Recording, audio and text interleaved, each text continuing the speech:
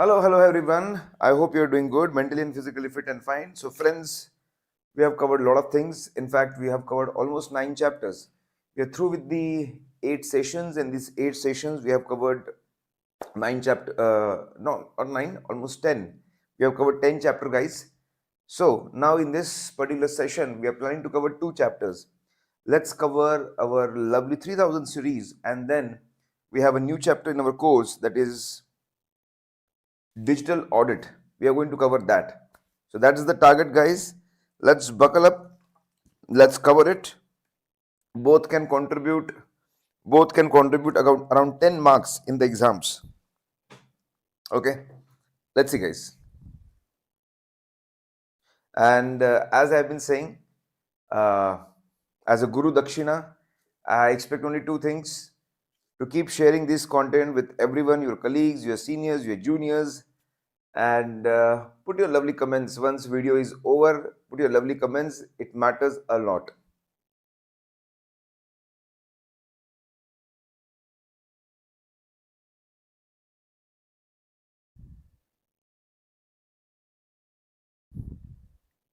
So guys, in 3000 series, we are going to see 3 standards: 3400, that is about prospective financial statements; 3402, that is about service organization auditors reports; and 3420, that is about pro forma financial statements. So 3 standards. The first standard is 3400. Let's see. A beautiful and lovely question out here. So they're explaining that this company is preparing prospective financial statements. That means futuristic financial statements. Okay, futuristic financial statements and futuristic financial information. Now, while when you make prospective financial statements, guys, you need data. You need data of the previous year. You need that base data. On that, you apply the assumptions. Apply the assumptions, and you get prospective information. You get prospective information. You get information for next 5 years or 6 years or 7 years. It can be balance sheet, it can be P&L, it can be cash flow statement. Ultimately they are financial statements. And their computation depends on what kind of accounting policies are used. Yes, guys, when it comes to prospective financial information, accounting policies matter. They influence how it is prepared. Now they're saying that while preparing prospective financial information, depreciation is computed. As per the provisions of Income Tax Act. And this is different from how depreciation is calculated in regular financial statements. So basically, the accounting policy which is followed for preparing prospective financial information is different than what is followed in the regular financial statements. So there is change in accounting policy, guys, and there is no disclosure about it in notes to accounts anywhere. There is no disclosure at all. Is it absolutely fine? Is it normal? Is it acceptable? That's the question. Okay. So guys, it's pretty simple. Let's see.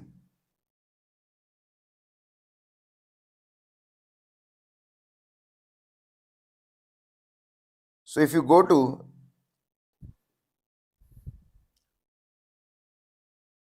3400,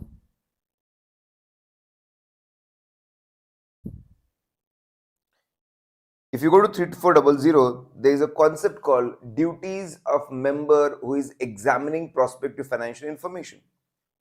What are the duties? What are the duties of member who are examining prospective financial information? What are their duties? Okay.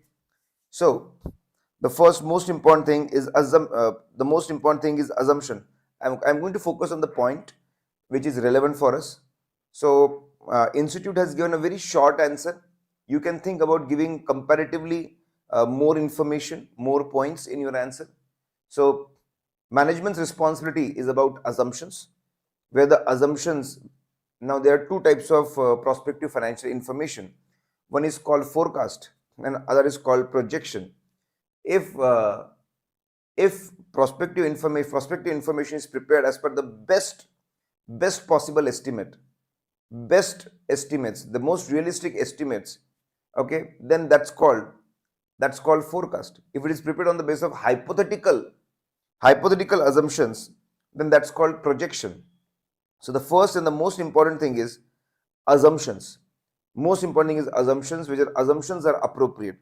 When we talk about assumptions, if it's a best estimate assumptions, we have to check whether they are reasonable, realistic, acceptable, whether such kind of things appear to be happening in the future. If it's hypothetical assumption means we have assumed something which is not necessarily that such things may happen, not necessary. Okay, it is not necessary that such thing may happen in future. It is not realistic. When you take such kind of assumptions, you need to ensure that they are consistent with the purpose. So whatever, suppose you have assumed that what if we enter into new business, we start new production. So if you take such kind of scenario, what if scenario, you are going to need a lot of things. A new business, you are going to need new land, new factory, and you are going to need borrowing, new funds, money, labor, everything. So whatever scenario you have imagined, you're going to need a lot of assumptions to support it. So they all should be consistent with the purpose. All other assumptions necessary to support. Okay. Now, so we need to check assumptions. Then the most important, consistency with historical statement. Very important. Accounting principles. The accounting principles which will be used, it should be consistent with the accounting principles which are used in the historical statements. That's the most important thing. And if you're planning to change it, as we do, if you're planning to change, there should be justified reason. There should be justified reason why we plan to change it, and it should be disclosed in notes to accounts. Then we need to ensure whether these assumptions and policies are used and calculations are appropriate, and it is prepared based on assumption. And there should be adequate presentation and disclosure about the assumption and other things, how they are prepared. So it's our duty to check four things: assumptions, consistency, then preparation, and presentation and disclosure. So you can write these 4 points, guys. You can write these 4 points. Give the reference of SA 3400. Write these 4 points. Discuss the case, guys, and then you explain they are doing absolutely wrong. They are not doing correct thing. They should have followed. They should have. They should have followed consistency. And if there's a valid reason, with them, then it should be justified. It should be disclosed in notes to accounts that they change in accounting policy, why it is so, and what's the impact, and so on. Lovely case, beautiful case. That consistency should be there. Now, next, guys, reporting on prospective. Now, next, discuss how chartered accountant can be associated with the prospective financial information without violating relevant provision of CA Act. So, guys, when we talk about CA Act, now second schedule, part 1, clause 3. Second schedule, part 1, clause 3 deals with reporting on prospective information. Yes, it is absolutely fine. We can give report on prospective financial information. It is absolutely fine. We can do that. But in that report, you should not vouch accuracy of the information. You should not say that this is accurate. You should not give guarantee this is going to happen. You should not give surety this is going to happen. You should not vouch accuracy. You should not give guarantee. You should not give surety about the future. Who knows the future? You are not God that you are going to predict exact future. Okay? So you should not do that. You should not do that. That's not allowed. Of course, you can give report. You talk about, so if you want to give report on prospective information, as per this clause, no vouching of accuracy. Don't comment on accuracy. Don't say that it's accurate. Don't talk about guarantee, surety. Don't do these three things. What you can do is, you can talk about reasonableness of assumptions. Are assumptions reasonable? whether calculation as per assumptions are appropriate, whether presentation disclosure is good. Go and talk about the ingredients. Go and talk about the things which you can. Simply go and talk about the ingredients, how you have done it. Okay, so that way you can definitely go for the reporting. Don't do three things, go for the other three things. So guys, you can simply note down those. Don't go for three things, you can go for the other three things. So guys, those were, see, we are focusing just on the important questions. All the standards are very interesting. A lot of small different points are there. We focused on two of them. Now let's come to and again, it should not be SA, it should be SAE.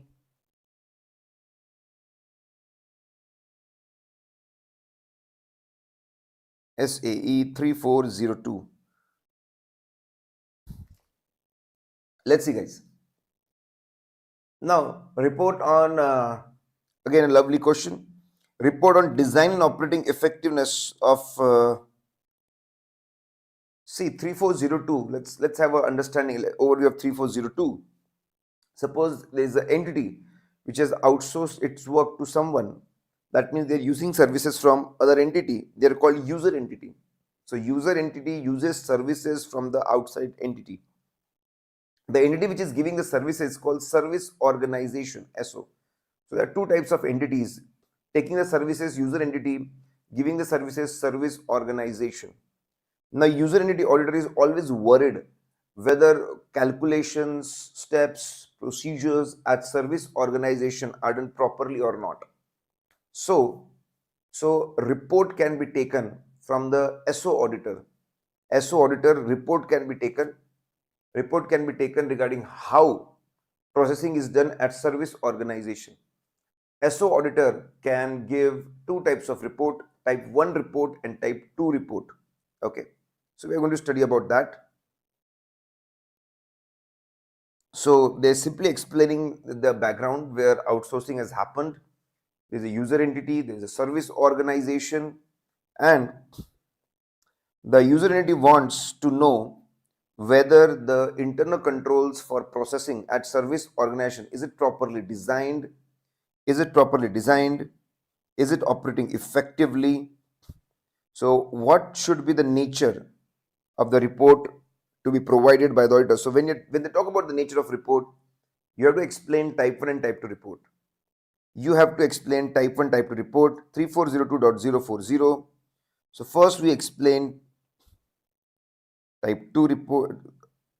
We directly explain type 2 because I will explain type 1, type 2 both, because they're talking about operating effectiveness. That's why they're directly explaining type 2 report. And the conclusion, what kind of report? There are two types of report, type 1 and type 2 report. So we need to tell them which kind of report should be taken if they are talking about operating effectiveness. Okay, let's see, guys.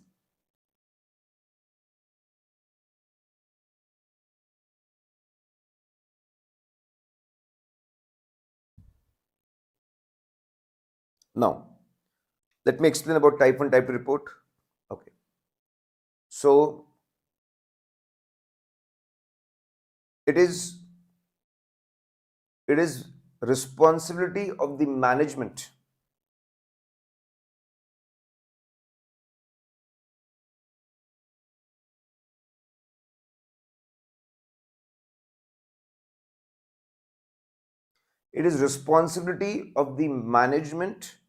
of service organization to prepare description of 20-25 pages of the internal control system on how step by step processing is done at service organization. That's called description of internal control system.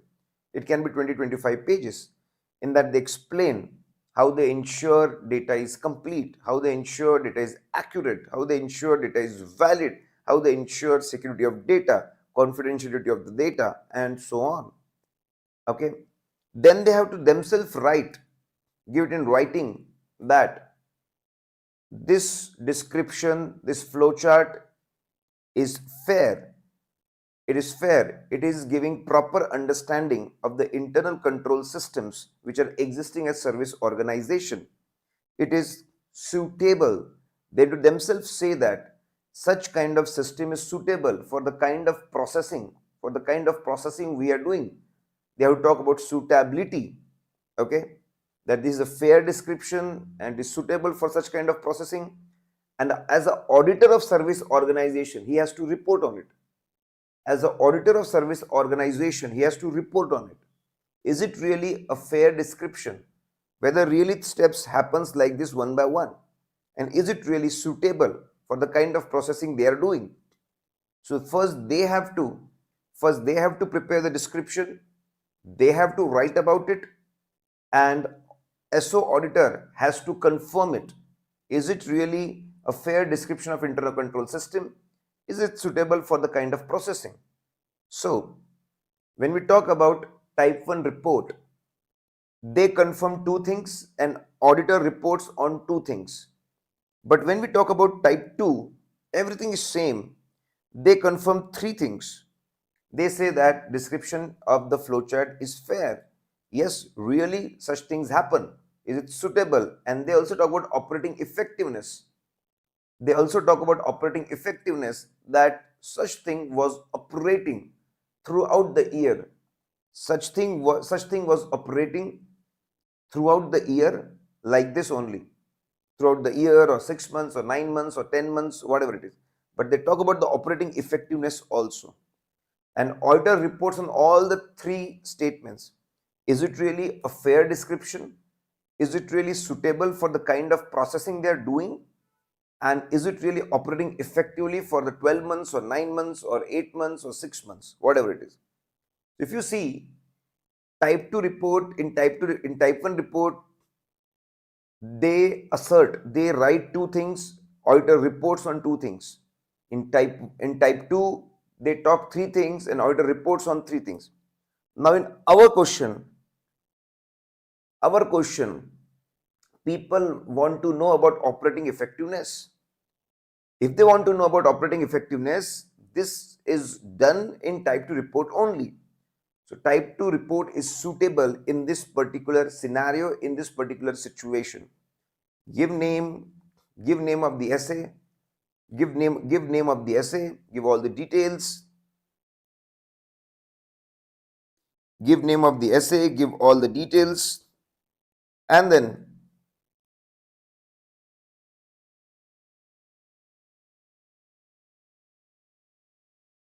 you explain the concept of type 2, discuss the case, and tell that type 2 is suitable in the given circumstances. So guys, they are lovely questions, not a lot of questions. In total, there are only 7 questions from the chapter. Now, pro forma financial statements. So we need to tell about what is pro forma financial statements. Guys, topics can be these questions can be twisted. So what is pro forma financial statements? Let's understand. So when they talk about significance of pro forma financial statements, we need to define what is pro forma financial statements. Okay, that's the most important thing. Let's see, guys.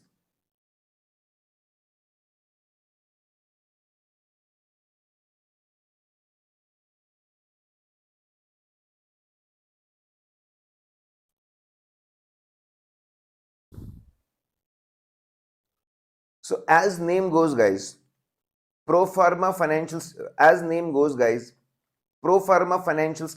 are not real financial statements. Pro forma financial statements are not at all real financial statements. Okay, they are prepared for the purpose of analysis. They are not real, they are hypothetical, they are prepared only for the purpose of analysis, and they are presented in prospectus. Okay, so let me explain the situation. From there we'll understand what is pro forma financial statement, why it is prepared. So now, we are taking financial year 24-25. So financial year 24-25 has ended. Okay. After year end, Flipkart has acquired Meesho on 15th of April. So a very big change, very big acquisition or very big sale, demerger has happened. Very big acquisition or sale, merger or demerger is happening on 15th of April 2025. 2025 now. Now, and Flipkart is coming up with the IPO. Is coming up with the IPO on 30th of April 2025. So IPO, they're coming up with the IPO. Okay. Now let's understand. They're issuing prospectus on 30th April and IPO is coming in 20th of May. So let's understand what's happening. They're coming up with the IPO on 20th of May. So for this, prospectus will be released, and in prospectus, they are going to give financial details of latest financial year. That is 24-25. Now the challenge is a very big transaction has taken place after year end. Okay, once again, guys, listen. So many times this happen. Company wants to come up with the IPO. They will have to issue prospectus. In prospectus, they will have to give latest financial information. And the challenge is a big change is happening after year end. So we have SEBI's ICDR regulation, issue of capital and disclosure requirement, ICDR regulation 2009. And they have given, if a very big change is happening, 20% or more, a very big change is happening like this. So it's very important that we need to explain people impact of this acquisition, sale, merger, demerger. Now, how to do that? This impact need to be explained. So they came up with a very innovative idea. They came a very innovative idea. They say that, okay, let's assume that this event or transaction has happened. Let's make a hypothetical assumption that this thing has happened on first day of the year, 1st April. And let's take a hypothetical assumption that this is not happening on 15th of April. It is happening on 1st of April 2024. Let's assume this.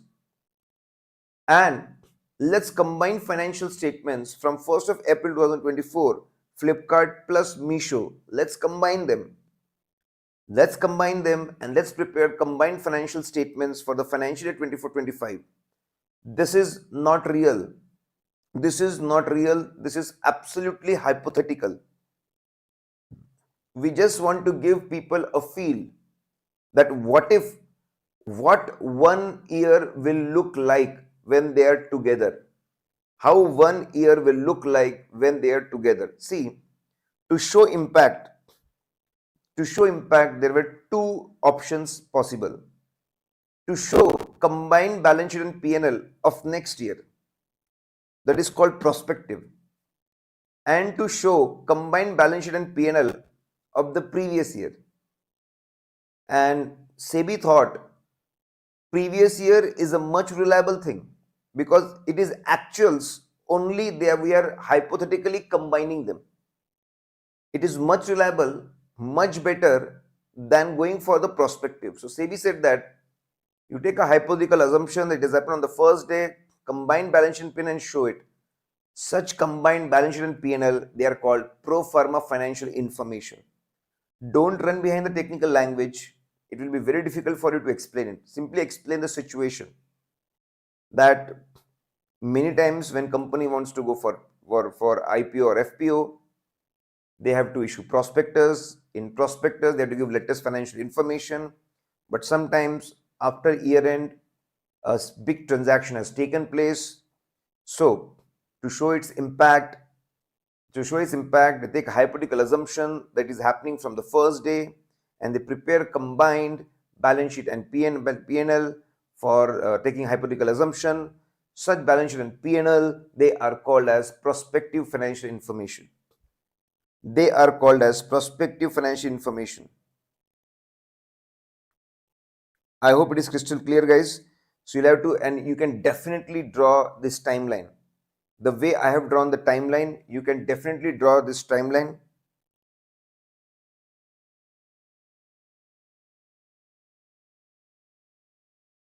So I hope it is crystal clear what is hypothetical financial information, guys.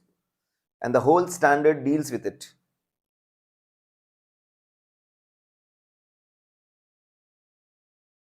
So first give the definition, then you explain that this standard is applicable only when you are preparing such thing for offer document for prospectus. You explain that in this you prepare, in this you prepare pro forma balance sheet and P&L and notes to accounts. So there is hypothetical balance sheet, P&L, notes to accounts. The purpose is very simple. The purpose is just to illustrate the impact and how they will appear together. It is not actual financial position or performance. So simply explain the definition, the concept. It is for prospectus. These are type of things there, the purpose, and it's not actual. Give a disclaimer, it is not actual, guys. So this concept should be explained. Let me show you how it appears. So see, guys, this is how it is, the format is going to be. So on the left side, first column you see is the headings. It is headings of the balance sheet, share capital, reserves and surplus, loans and assets, and so on. Assets. So it's a balance sheet. In balance sheet, so you have all the headings. The first column is the acquiring company, that's called Flipkart. Second column is selling company, or you can say acquiree company, that's called Misho. Then there will be pro forma adjustments. There will be pro forma adjustments. In pro forma adjustment, first of all, there will be adjustments for gap. The kind of accounting policy which Flipkart follows and the kind of accounting policy which Misho follow can be different.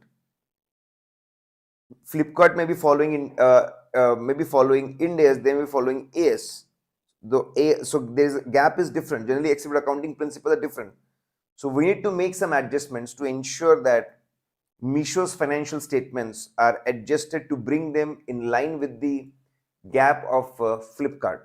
Okay, so we need to make gap adjustments. We need to make this adjustment because maybe the framework they are using is different, or the accounting policy they are using is different. Okay, so we need to bring to the same level. Then there will be acquisition adjustment. When you make such kind of acquisitions, goodwill capital reserve arises. Okay, so see, these two columns is having all the data that will be combined. Apart from that, acquisition adjustments, so it will be goodwill, capital reserve, then you will be cancelling intercompany balances, intercompany transactions, and so on. For acquisition, you will have to take you may have to take borrowings. You may have taken borrowings. You may have issued new shares. So you need to show that impact also. This together are specifically what happens in acquisition. When you take this, what things happen because of acquisition. So you need to make gap adjustments. You need to make adjustments because of acquisition adjustments, and because of that, you will be issuing shares, financing. So finance related adjustment should be then combined. They are called total adjustment. And when you take Flipkart plus Misho plus these adjustments, what you get is pro forma consolidated financial statements. Okay, that will be balance sheet, there will be P&L. I hope you got the overview of what it is. Now Next is the manage. So people will approach us and they will tell us, okay, we are preparing pro forma financial statement. Will you audit this pro forma financial statements? So before accepting such assignment, we always have to check whether certain terms and conditions are fulfilled. Whether certain terms and conditions, whether certain terms and conditions are fulfilled. We always have to see that the terms and conditions are fulfilled. And in that, one of the requirement is that we want some assurances in writing. In agreement we want the acquiring company who is preparing everything, it's also called reporting company, reporting entity. We want them to acknowledge few things. We want them to acknowledge few things. We want them to give few things in writing. So they're asking that, okay, as auditor, you are offered the assignment. What things you will check? You have to check certain things before accepting such assignment. And you are supposed to take acknowledgement about few things. You are supposed to ask the other party to give it in writing, to give it in the form of writing, to give it in the form of agreement, certain things. What are those things? So the question is specifically, what are those things? What are you going to ask other party in writing? What are you going to ask other party in writing?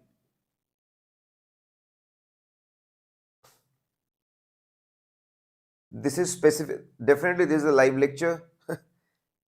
This is specifically for the English students, for the Hindi students. For the Hindi students, guys, for the Hindi students, lecture is at 11 o'clock. 11 o'clock, 8 to 10, we have an English version going on.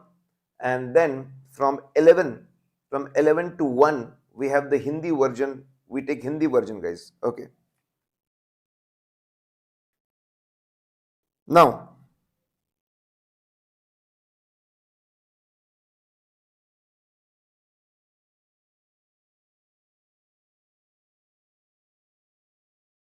so this is what we want in writing. This is what we want in writing.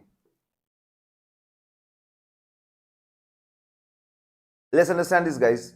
What do we want in writing? These things we want in writing. First of all, we want in writing from the reporting entity, the acquiring entity, that it is your responsibility to compile pro forma financial information. It is responsibility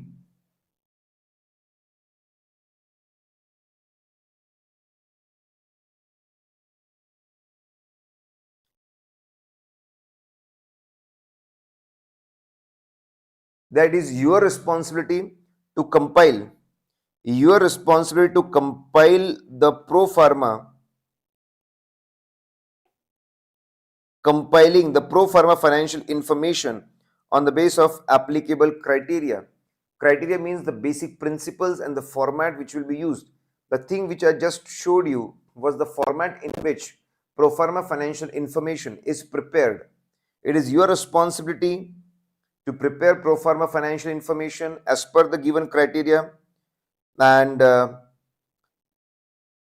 provide the access to all the information. So first you talk about compiling, that is your responsibility to compile it. Then not just compile, you prepare all this columnar.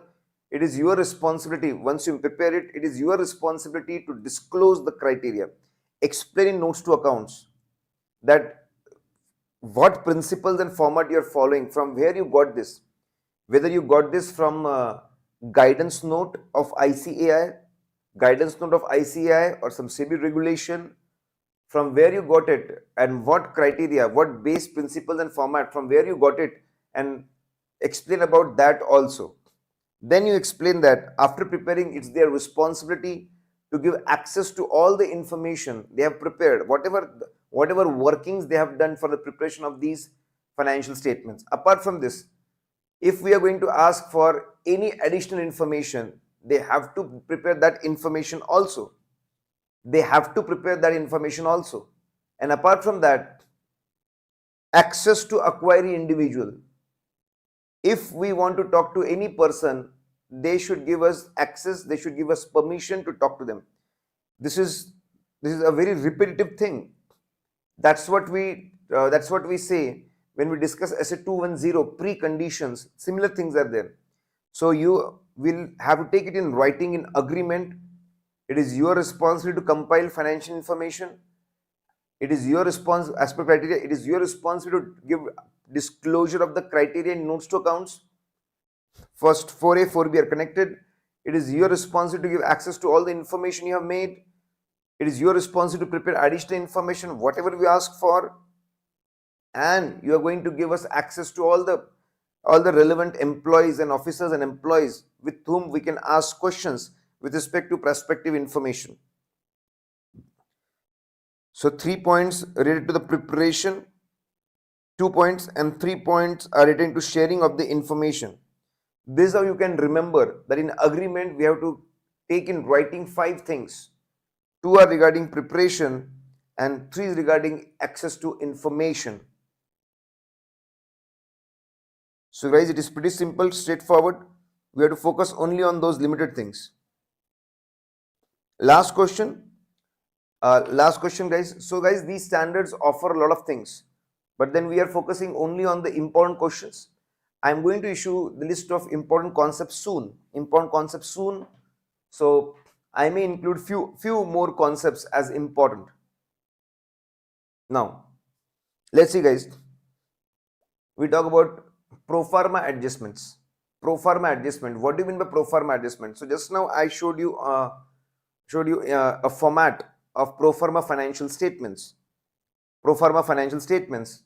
Okay, so you simply explain that while preparing pro forma financial statements, we want to show the impact of the acquisition or sale, and for this we have to make certain adjustments.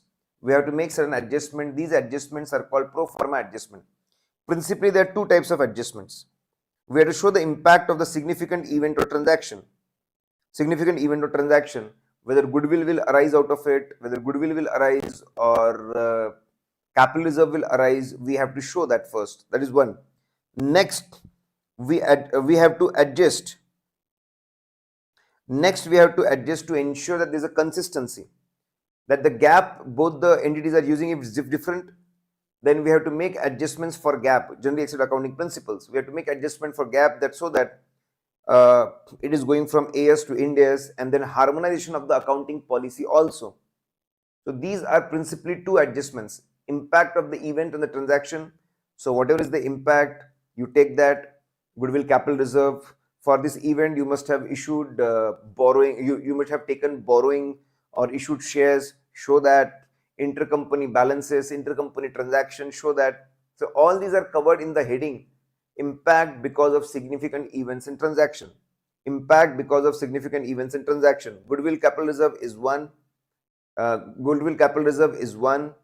Then for that you take borrowings or capital, that is second. Intercompany balances and transaction, nullifying that, is third. So these things will come in impact of significant events or transaction. And next important is going to be that the adjustment which you do for consistency, for gap adjustments, and for harmonization of accounting policy. So these 2 things will come in pro forma adjustments, guys. So they are very, very important. They may twist these questions, but the concepts are going to remain same. Guys. So we are through with one more chapter, guys. We are through with chapter number 11. With this, we have covered all the chapters which are based on standards on auditing. Now, all these chapters were pretty interesting. All these chapters were pretty interesting. They were interesting. There was interesting case studies in them.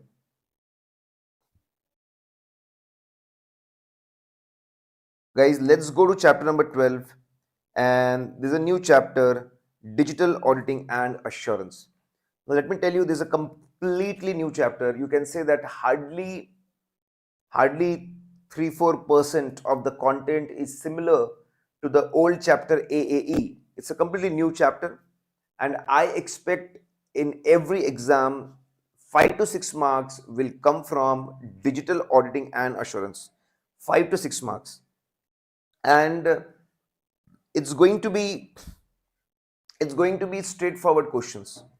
They may say that it's a case study, but ultimately you have to focus on some factors that need to be explained, some concept that need to be explained.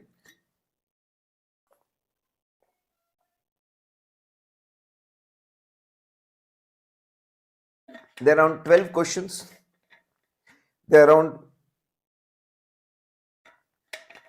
12 questions in this particular chapter. We have taken all the questions from the module. We have taken the case studies also.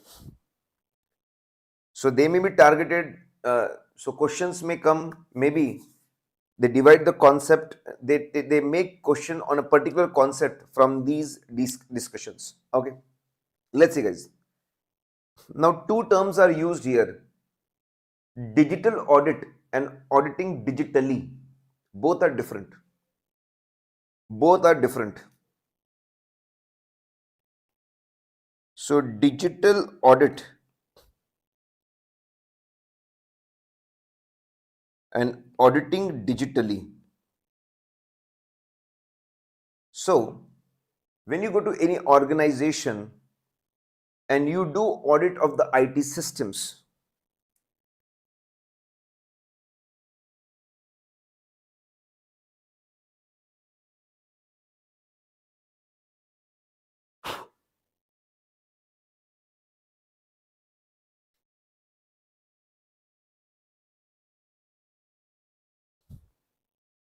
you do audit of IT systems or simply existing systems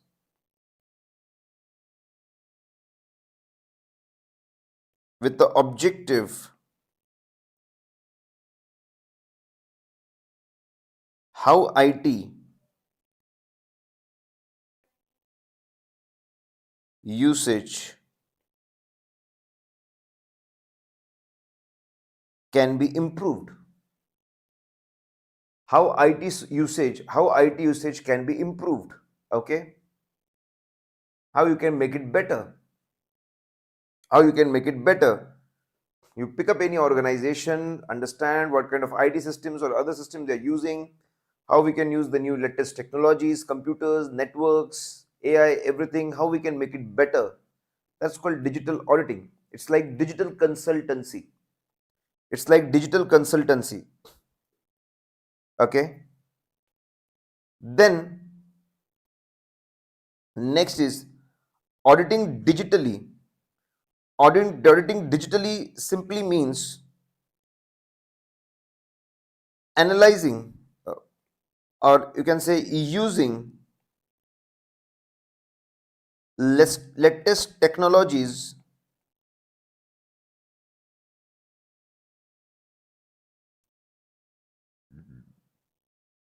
to perform audit.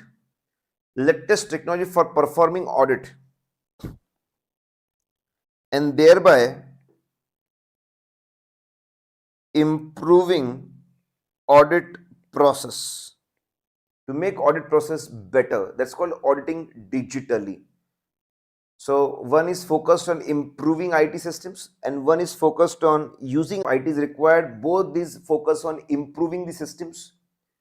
One is to improve system for doing better businesses, and one is about improving system to doing better audit.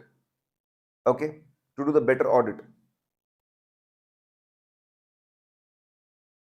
So because they are, both of them are going to involve this knowledge, examinations and system improvements, they are closely connected to each other. They are of similar nature. Here we are saying that improving any of the businesses, and then here we are next is we are going to improve the audit process specifically. So you can say that auditing digitally is a subset of digital audit. You can say that, you may say that. Okay.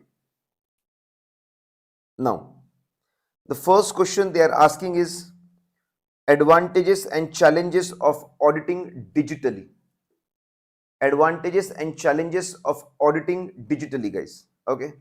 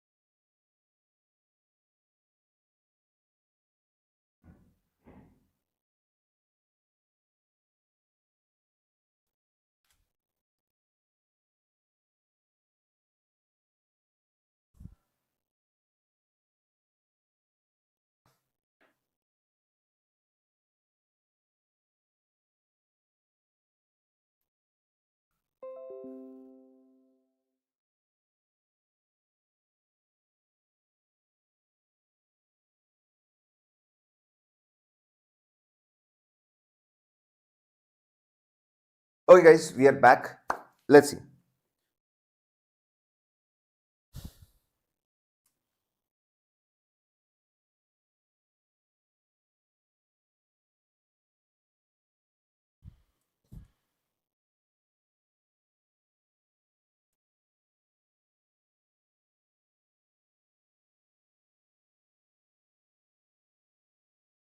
So they in module they have given the heading. In module they have given the heading advantage of digital audit. Advantages of digital audit. Okay. But then in reality it is actually advantages of auditing digitally. So keep that in mind, guys. They have written advantage of digital audit, but in reality it is advantages of auditing digitally. So what are the advantages of auditing digitally? What if you use a lot of technology for doing the audit? Automatically quality care will happen. Quality care will happen. Let's see one by one. Quality care will happen,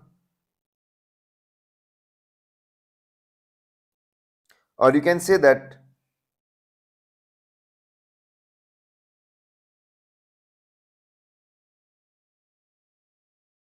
quality care will happen. It will improve the quality. Definitely, as you use technology, you you will be able to quickly evaluate, examine large volume of data. You are going to quickly evaluate large volume of data. uh, large volume of data. You will be able to test large volume of data, and because you're able to check a lot of things, because you're able to check, because you're able to take a lot of things with a lot of confidence, with a lot of clarity, it is definitely going to improve quality of audit. The confidence and the level of assurance is going to increase as we use more and more technology in doing the audit. We are going to, you can examine the large volume of data easily, and that is definitely going to improve the level of assurance we give. It is going to improve quality of audit. Okay. Then C stand for costs. Costs are going to come down heavily as we are using more of technology. The we are going to use technology, then automatically manual auditing is going to come down, human resource requirement is going to come down, so the cost of auditing is going to come down heavily. Then A stand for analytical procedures. Better analytical procedures, guys.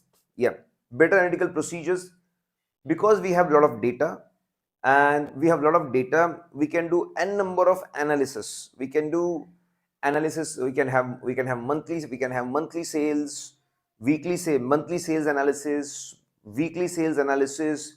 We can have per employee production, per employee lot of analysis, per unit lot of cost analysis.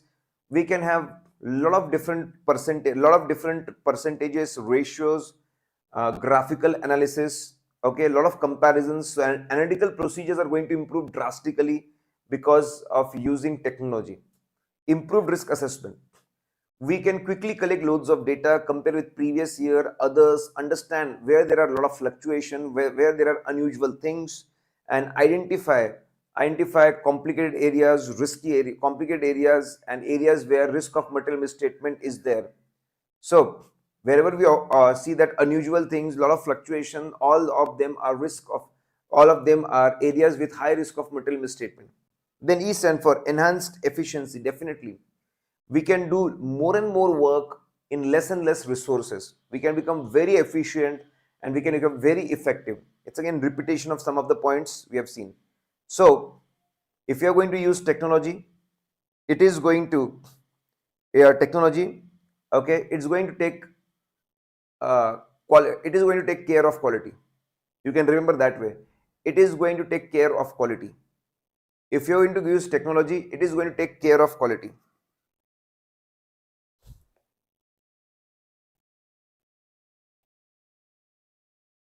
It is going to take care of quality.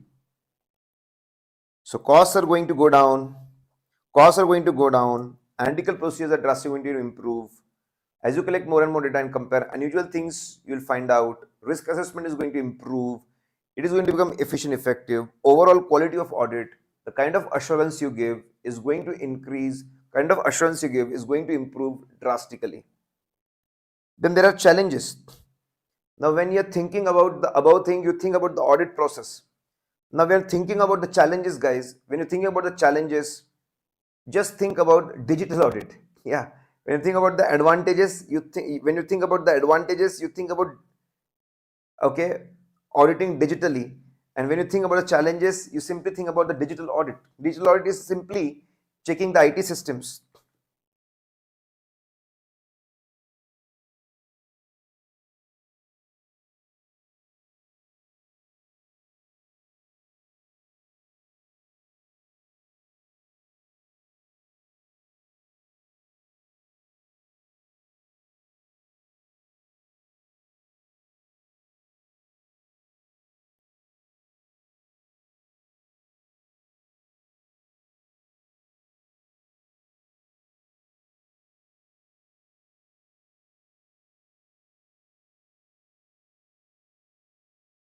Okay, guys, let's see.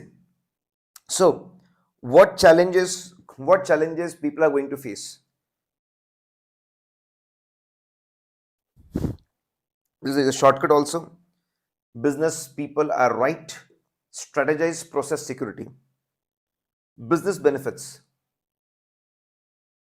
No, so suppose you use technology in customer support. So customer related issues are resolved quickly. There's a more satisfaction with the customer. But then there will not be immediate business benefits. There will not be immediate increase in the revenue or immediate decrease in the cost. People may not understand business benefits happening because of use of technology. May not understand business benefits which are happening because of use of technology. They may not see immediate increase in revenue or decrease of the costs. That is a challenge. They may not see immediate thing. Then people first. It's the biggest challenge is that in the whole digitization of the business, you should always ensure to take care of the people, the human beings. You should not always think of replacing them. You should devise things in such a manner that human beings also play an important role, and technology. You should have role for both technology and human beings. You should not think about their replacement. So that is a big challenge, that you have to incorporate human being in the whole process. Target the right processes. Okay. things which are repetitive in nature, things which are very repetitive in nature, you can think about digitizing them. Things which need a lot of judgment, is required, estimation is required, uh, your personal skills are required, knowledge is required. Don't try to digitize them. Try to digitize which is possible. In a kitchen, if cutting of the vegetable is a very repetitive thing, you can think about using machines for that. But then when it's come to actual cooking, a lot of judgment is required. Looking at the color of the dish, smell of the dish, a lot of decisions are taken. Keep that manual only. So digitize right processes, only repetitive nature. Part of broader digitization strategy. When you try to digitize, okay, don't just digitize one thing. If you're digitizing appointment of a doctor, you digitize the prescription writing also, you digitize the billing also, you focus on digitizing health records also. When you go for digitization, go for the complete ecosystem over a period of time. Ensure that designing is good and the actual software and hardwares, they work, they don't fail. Many times it happens that they fail miserably and people don't use the systems over a period of time and a lot of money is wasted. Ensure that data is safe and secure and there's a proper IT systems, IT department governance for the IT. So businesses may not understand the benefit, that the challenge. We are think about people may be at disadvantage, that's the problem, that's the challenge. Right processes should be focused on. Okay, be careful, focus on the right processes only, that's the challenge. Then make a overall digitalization strategy, that's a challenge. Process should work, that's a challenge. They should be secure, that's a challenge. So these are the, think about them carefully, these are the consideration and challenges. So when you think about advantages, you think about auditing digitally. When you think about challenges, think about digital audit. If you have this small clarity, guys, you will be able to. Now, steps in understanding the IT environment. What are the things you focus on?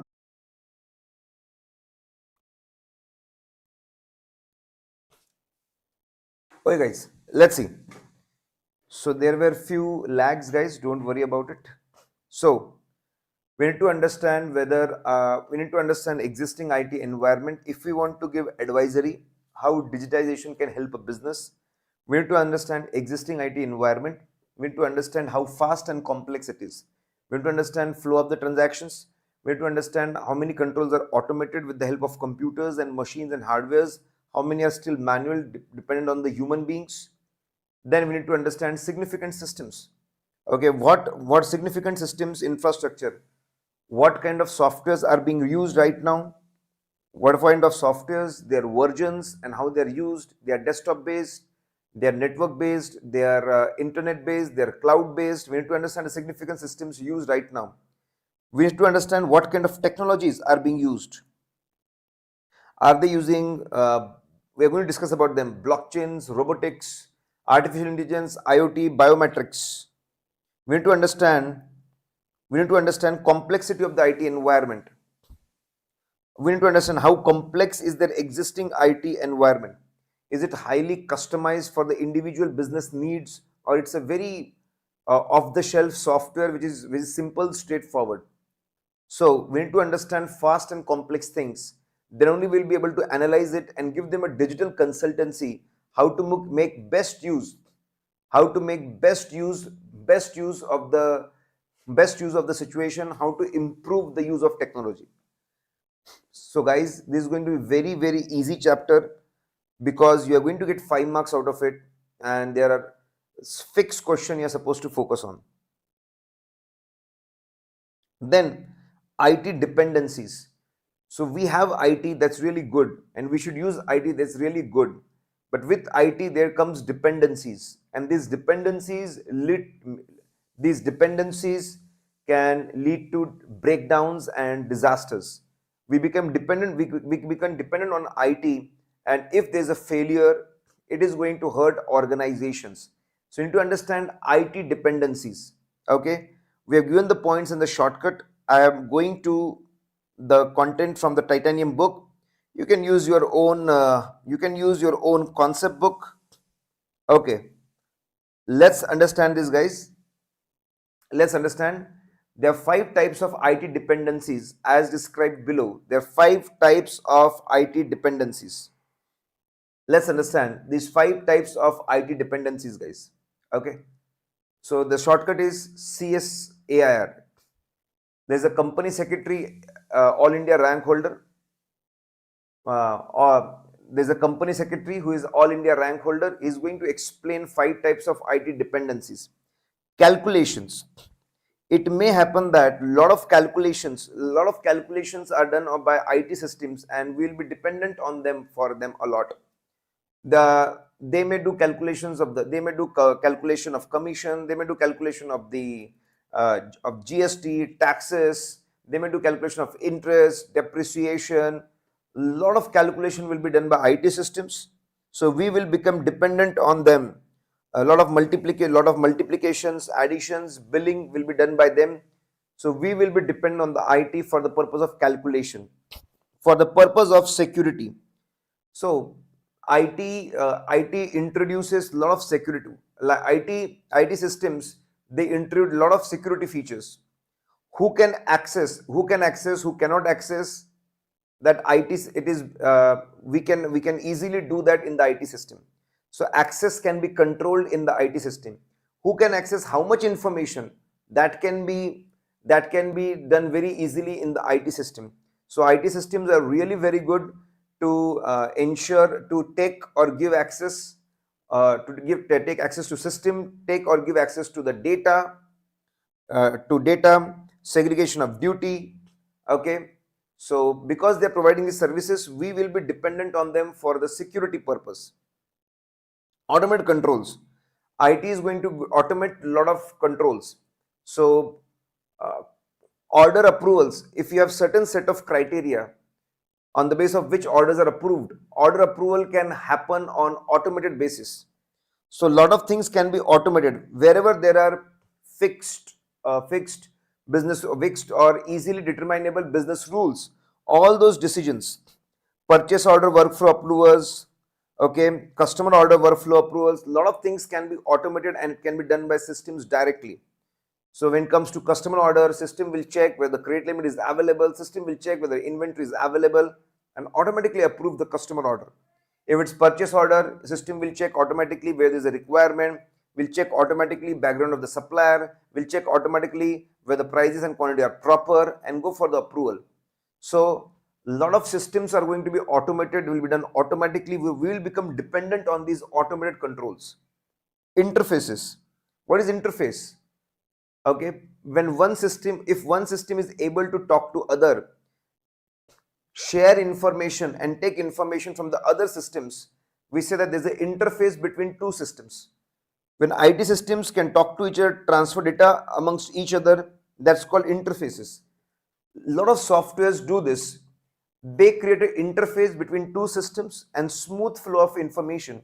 Today we are in the world where there are variety of systems. There's Windows, there is iOS, there is Android, there are many other systems, and all these systems are communicating with each other. So interfaces are done by the softwares, will be dependent on the softwares for the interface. A lot of reports are generated. Inventory reports, purchase reports, sales reports will be dependent on that also. So for calculation will be dependent, for security will be dependent, for automated controls will be dependent, for interface will be dependent, for reporting will be dependent. So these are 5 dependencies, very important. The name itself is very catchy. Guys, very important. Then guys, what does cyber risk? Explain it with some example. Okay, cyber risk, chances that there will be unauthorized access to the computer systems, and unauthorized access, and there is loss or destruction of data or misuse of data. That's called as cyber risk. That's called a cyber risk. So they're explaining what do you mean by cyber risk and give examples of the kind of cyber attacks which may happen. So cyber attack is very simple. It is an unauthorized access. Unauthorized attempt access to the computer systems, and after access, they may destroy, they may steal, they may destroy, steal, leak, misuse the data. There are different ways in which these attacks can happen. So we have made a shortcut of MD, managing directors. SIP ID is under attack. MD's SIP ID is under attack. Malware. So very simple. Malware is a software. Malware is software. Malware is a software which may get attached to other softwares and enter your system, get itself installed, and then it will start destroying data, misusing data, and the famous is ransomware. So when you download if you're downloading some software, along with your software, a malware may come up. And that malware may lock all your files, ask for few lakh of rupees to open that. So malware are the softwares which attach to existing softwares, get themselves installed and attack on the data. They may destroy it, they may leak it, they may misuse it, they may lock it. So ransomware is the best example of the malware. Denial of service attack. So in denial of service attack, you must have said these are very, very simple things, guys. There will be flooding of the access request. There will be flood of the access request on the system, and it will disrupt. It will disrupt because the whole capacity bandwidth will get consumed. It will severely affect the whole system. The whole system may go down, and website may go down, email services may go down, access may go down, software may go down. Okay, so it simply costs. Because of that, the servers and everything will be down for some time. So there's the opportunity loss, there's a time which is lost, and there's the opportunity which is lost. Denial of service attack. Then SIP, spoofing. So what exactly is spoofing? Let's see, guys.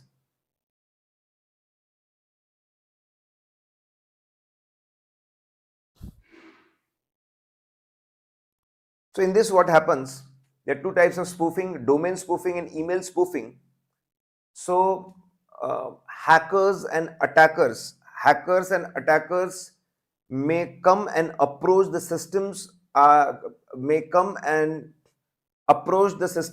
if they are genuine people, and they may collect, obtain the information and misuse it. For example, there can be domain spoofing. In domain spoofing, duplicate domains, similar looking domains will be made, and they will collect the critical information like credit card, debit card numbers, and then it will be misused.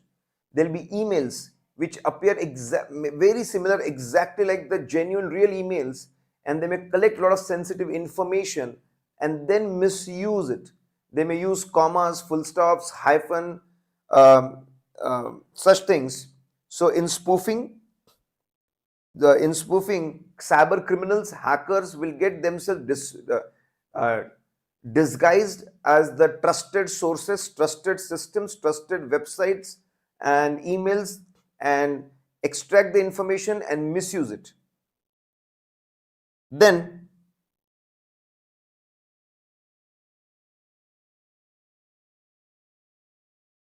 identity-based attacks. In this, users' credentials are compromised. Adversaries can impersonate. Adversaries means hackers can impersonate them. For instance, using the same ID and password, multiple account can lead to access to unrelated accounts. Which one is breached? So identity-based attack means people are going to steal your username and passwords.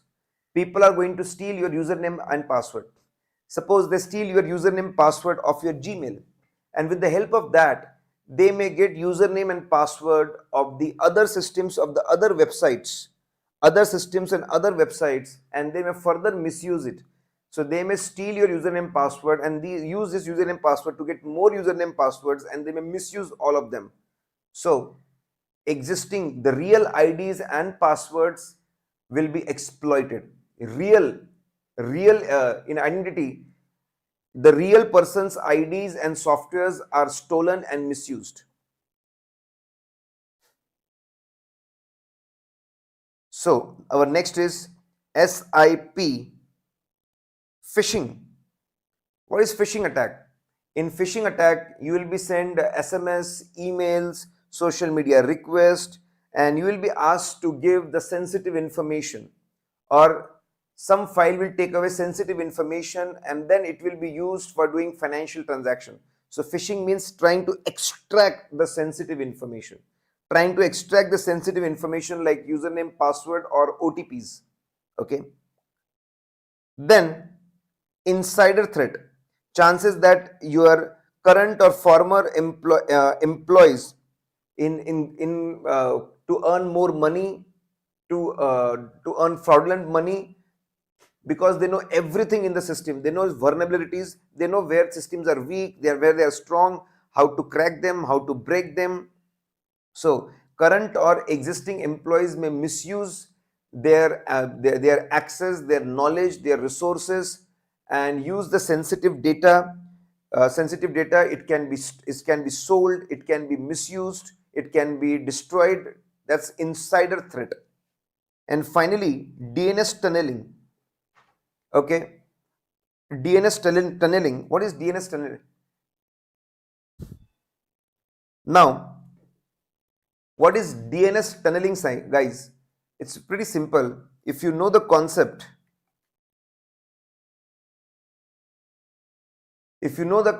of DNS, domain name system. Okay, domain name system. What happens in this? Whenever you write name of any website, every website has an IP address. So whenever you write the name, your request goes to servers. Your request goes to your browser. Your browser may have that IP address. It's great. If your browser is not having that IP address, it will contact other servers. Please let me know the IP and I will reach that particular address. So DNS is a very simple thing. Whenever you write name of the website, you first have to find out, the internet tries to first find out what is the IP address and then accesses it. So there are servers which tell the IP address. Okay, so they are DNS servers. So there are a lot of servers which give you IP addresses. They are DNS servers, and communication happens. There's a request, what is the DNS, and they give. So generally, this DNS correspondence, this DNS information exchange is not considered very risky. It's very simple. What is the IP address? This is the IP address. Access it. This DNS communication can be misused to introduce harmful softwares, harmful access to the system, and misuse of the data. Okay, that's called DNS tunneling. So when you were trying to obtain the IP address through DNS systems, that communication is attacked and exploited to put malwares in the systems. IoT, Internet of Things. Now a new technology is being developed, that is IoT, Internet of Things, in which your air conditions, your TVs, your cars, your door locks, everything will be connected with the internet. Everything will be connected with the internet, and this system is going to gather a lot of data.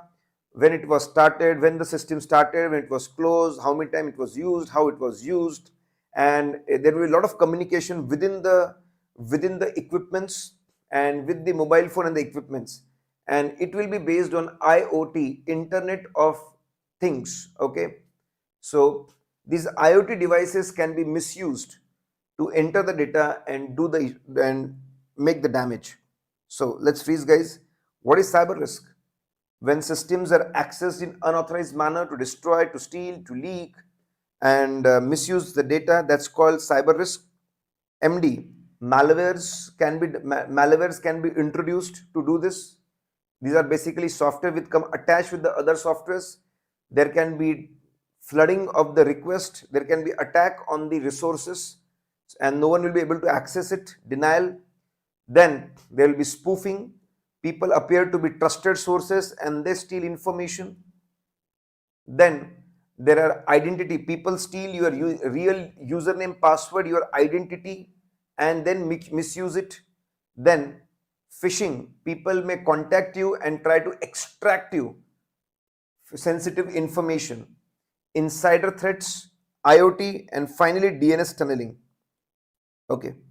So guys, it's very simple, straightforward. You must have studied this in EIS. It's very much possible that you must have studied this in EIS, or if you have not studied, it's very simple, straightforward, guys. This chapter is going to be lovely, important, because there are very limited set of questions. Now, next is impact of the cyber risk. So if cyber attack happens, what is its impact? If cyber attack happens, what is the impact? What is the impact of the cyber risk? Let's see, guys.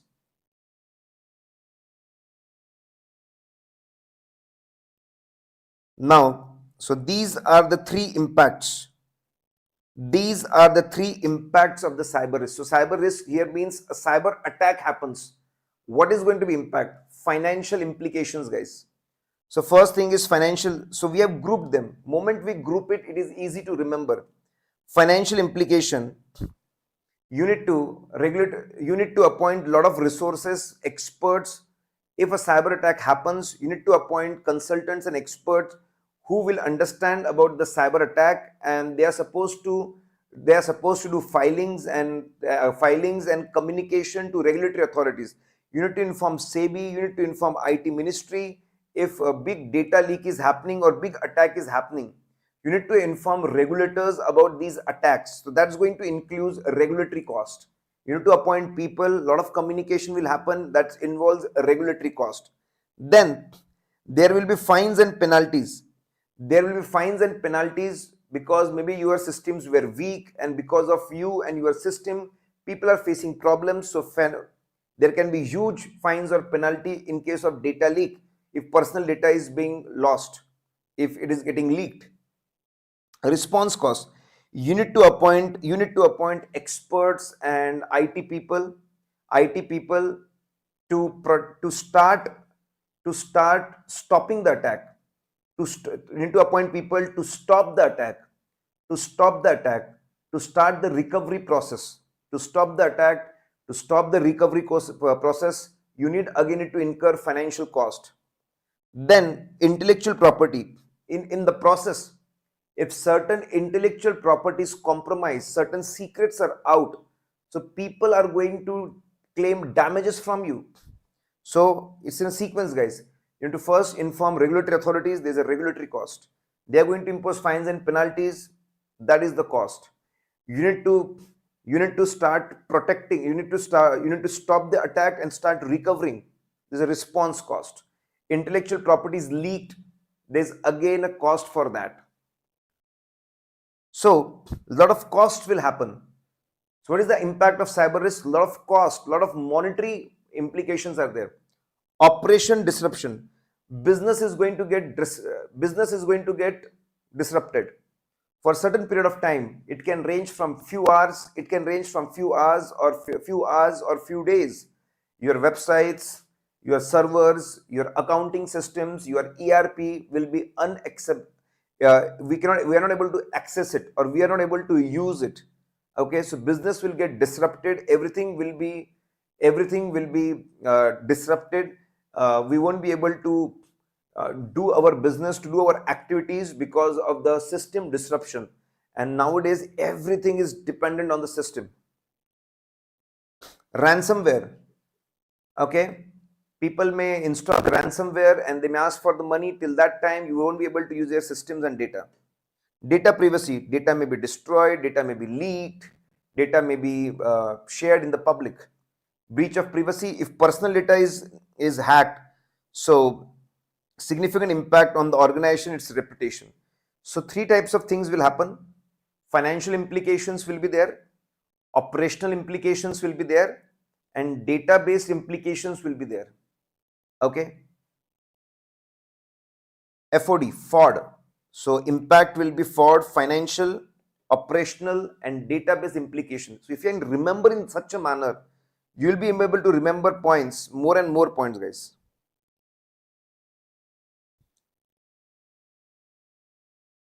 So you need to explain what's the impact of the cyber risk.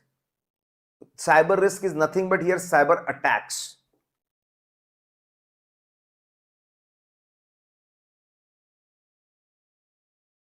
Okay, let's go ahead, guys. Now, again, cyber security framework. Cyber security framework. Cyber security framework, that if there are 5 pillars, so they can twist this question, ask what are cyber security frameworks? Okay. So how you are supposed to take care of the IT departments, of the IT systems, how you are supposed to have a good way of protecting the IT, how you are supposed to protect yourself from the cyber attacks and cyber risk. There's cyber security framework. Let's understand this, guys.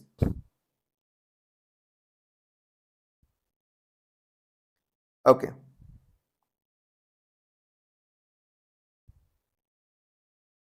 So 5 things, it's in a sequence. There are 5 pillars. So if they talk about basic principles, what is framework? Framework means basic principles related to the cyber security.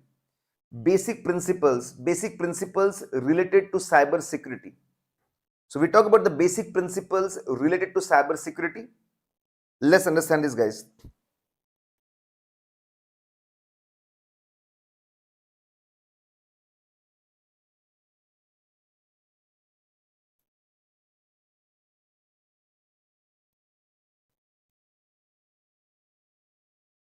Let's understand this. So there are 5 pillars, guys. There are 5 pillars. First is identify the risk. Okay. Identify the risk, then is protect the risk, then it is detect the risk, that is detect the attack, respond to risk, that is respond to attack, and recover from the risk, that is recover the attack. The 5 pillars. First of all, understand what are the most crucial digital assets. Make a list. This involves identify the risk, involves identifying the most crucial digital assets, and what kind of threats they face. Okay. For example, in your system you have some secret patent, secret know-how. That's a very important digital asset. You have a secret map. That's a very important digital asset. You have personal data of the consumer. That's a very important digital asset. You have financial details. That's a very important digital asset. You need to make a list of the digital asset, the most important digital asset. You make list of digital assets. Then you need to prioritize which asset is very important. You make a complete priority list, which is very important, high level importance, medium level importance, low level importance. That's called. And then what kind of things can happen, what kind of attacks can happen, what is the probability of the attacks, what's going to be the impact. We are supposed to identify and assess the risk. We are supposed to identify and assess cyber security risk. Then protect the risk. Next is protect the risk. You need to apply safeguards. You need to apply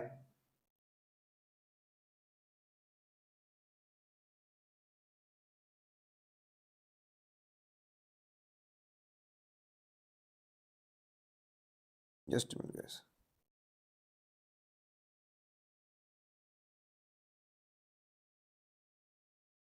I think cyber attack just happened on my iPad also. Okay. Then detect the risk. What is this? Detect the attack.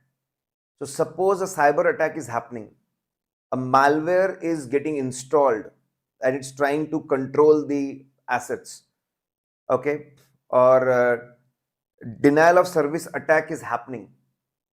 There is a denial of service attack is happening. Your systems are under pressure. It's an attack. A lot, lakhs and crores of requests are targeted on your system. Okay, or suppose there's a spoofing attempt which is happening.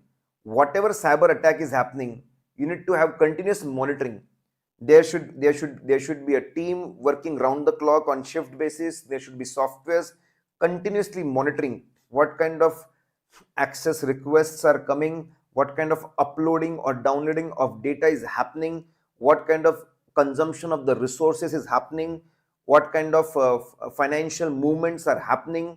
There should be on continuous basis monitoring.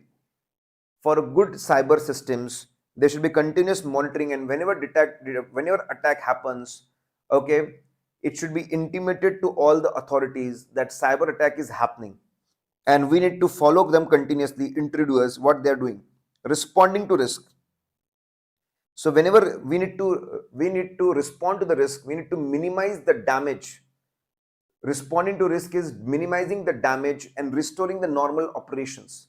So we need to disconnect things, disconnect network, shut down the systems, and we need to cut off the access. We need to minimize the damage and then restart. Go for business recovery. Go for business continuity plan, disaster recovery plan. Bring it to the normal levels. Okay, very fast. Such thing should be happen. Such thing should be happening to minimize the impact, and then finally recover from the risk and trying to understand why this attack happened, where was the vulnerability, where was the weakness, applying the security patches, improving the security so that such thing doesn't happen again. So when we talk about cyber security framework, that means basic principles governing cyber security. 5 things you need to take care of. You need to identify the digital assets and identify and assess risk related to them, prioritize them and understand the big risk. Then you need to make enough, you need to protect the assets. You should have safeguards, you should have firewalls, access controls, encryptions, strict username password policies to protect the systems. Then if there should be continuous monitoring to detect that attack is happening and to see what they are doing.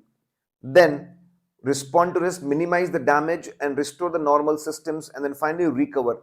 So these are, guys, these are your five cyber security framework, 5 pillars of cyber security framework. Next is, guys, advantage and disadvantage of remote audit. What is remote audit? What is remote audit? It's very simple, straightforward, guys. Let's see. So this chapter focus on different things.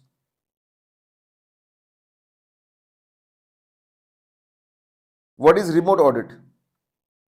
When you're doing audit through online mode, electronic mode, entirely or partially, without physically visiting the offices, without seeing physical documents, that's called remote audit. When you're sitting in your office, at your home, and you are doing audit with the help of online electronic means, without visiting the things physically, that's called remote audit. So they're asking advantages and disadvantages of. Okay, let's understand this, guys. First of all, we talk about advantages. So first 2 advantages are for client. No selection fee is the shortcut. What is the advantage? No selection fee. First 2 are advantage for client. No disruption. See, if you're doing remote audit, you can ask client to give every day 1 to 2 hours for audit without compromise with the daily routine, daily operations. Okay, so that way disruption will not happen in day-to-day operations, in day-to-day business. Otherwise, when you go for 5 days, 10 days, business operations are adversely affected because the whole machinery is helping auditor to do the audit. So in remote audit, every day 1 or 2 hours can be given for the audit, and business disruption doesn't happen. No business disruption. Then selection. For client, you can have auditors from across the globe.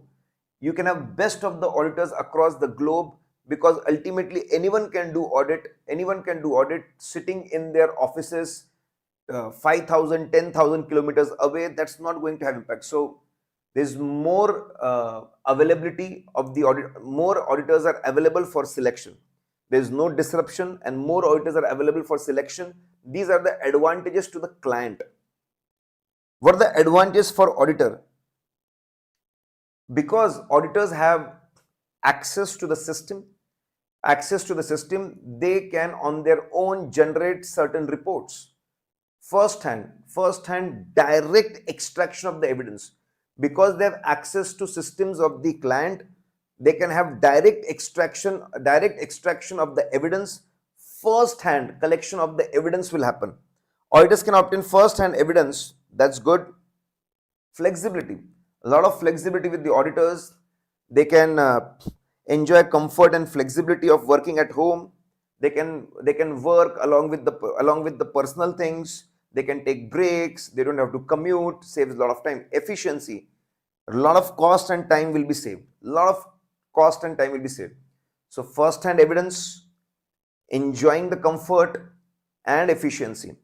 So guys, no selection fees. N is for no disruption. S is for selection. Is lot of availability, lot of varieties available for selection. Fee, first hand evidence, enjoying the comfort, and efficiency. Very simple, very good. Advantages of remote audit.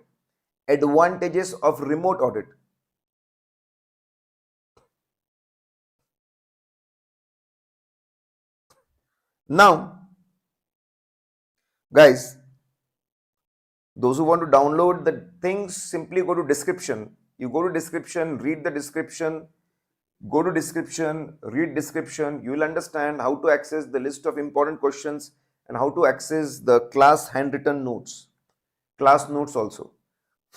Okay. Now, disadvantages, guys.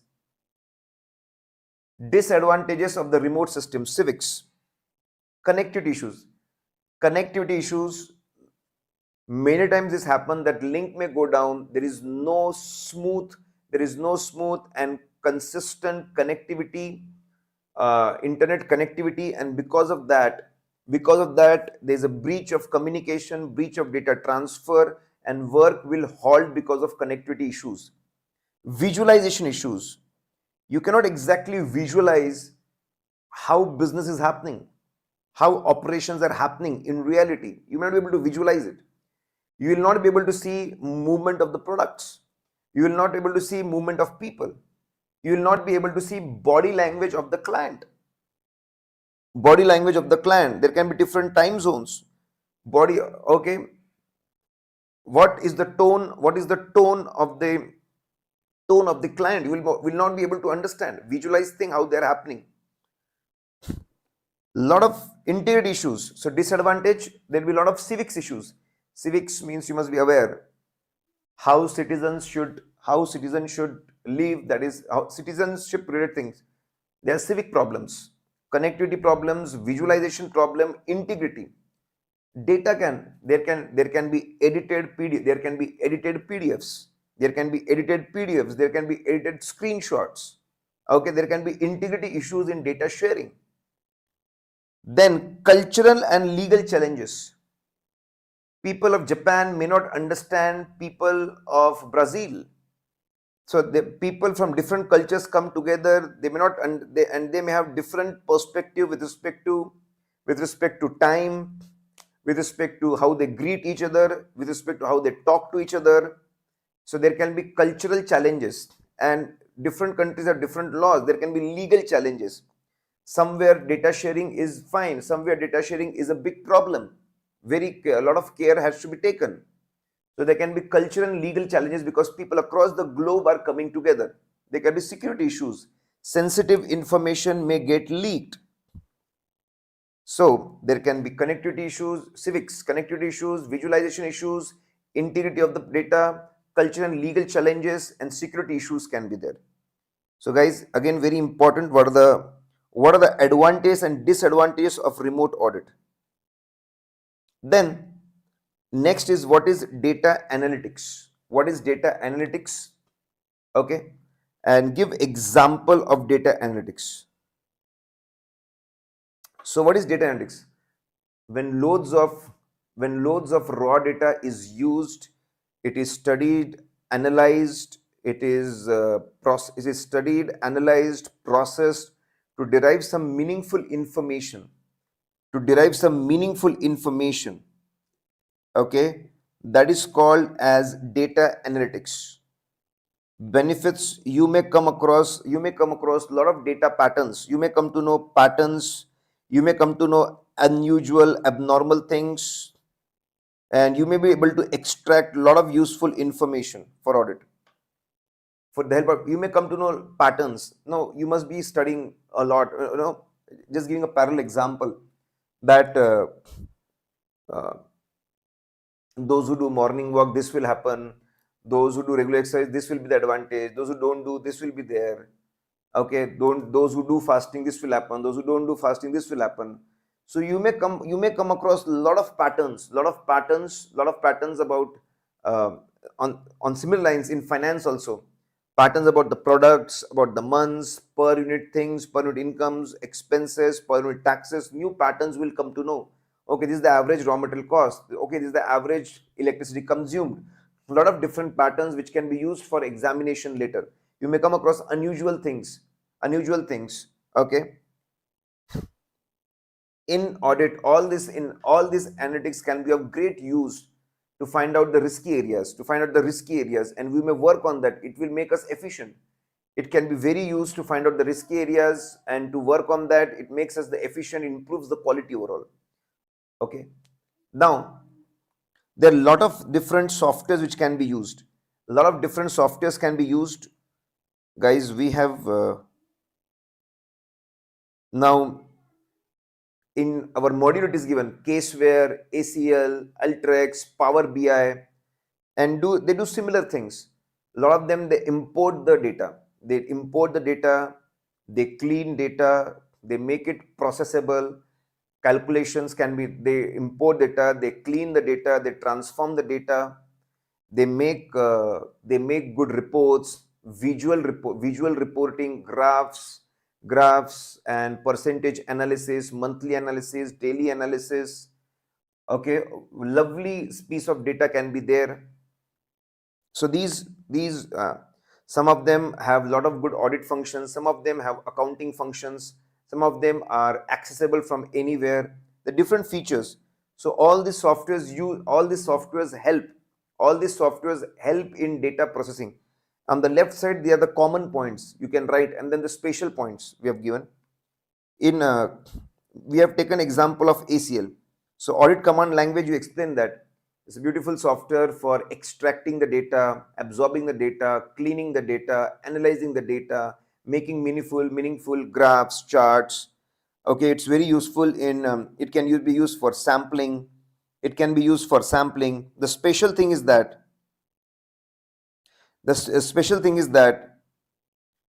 uh, it can check the assertions, completeness, accuracy. A lot of assertions can be checked with the help of ACL, that is audit command language. So you explain what is data analytics, you explain what are benefits, in short, benefits in audit, and you explain there are a lot of softwares which can do data analytics for us. And we are giving example of ACL. Write the common points. You cannot, if you write this overview, these points, it is good enough, guys. Example of automated tools. Automated tools which can be used in audit. Brain, blockchain can be used in audit. Robotic process automation can be used. AI can be used. Internet of Things can be used. Let me just give you overview of all these tools. What is blockchain? So blockchain is a decentralized encrypted ledger. That's a very good description. Decentralized encrypted ledger. Okay. So suppose we have a artist. An artist makes a painting. We have an artist, and an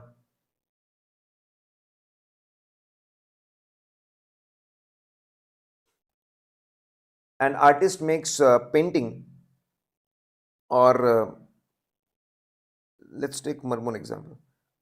Suppose we have a landowner. He is having a piece of land. He is having a piece of land, and now, with the help of registrar property, bank, okay,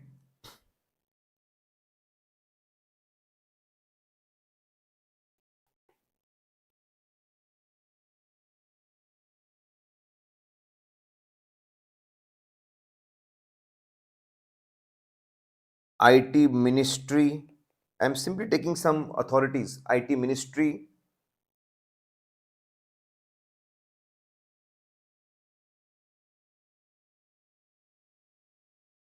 Okay, now suppose we have a landowner.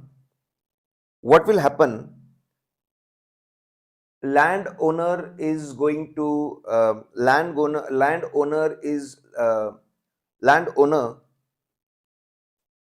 is going to contact registrar property and and explain that I am the owner.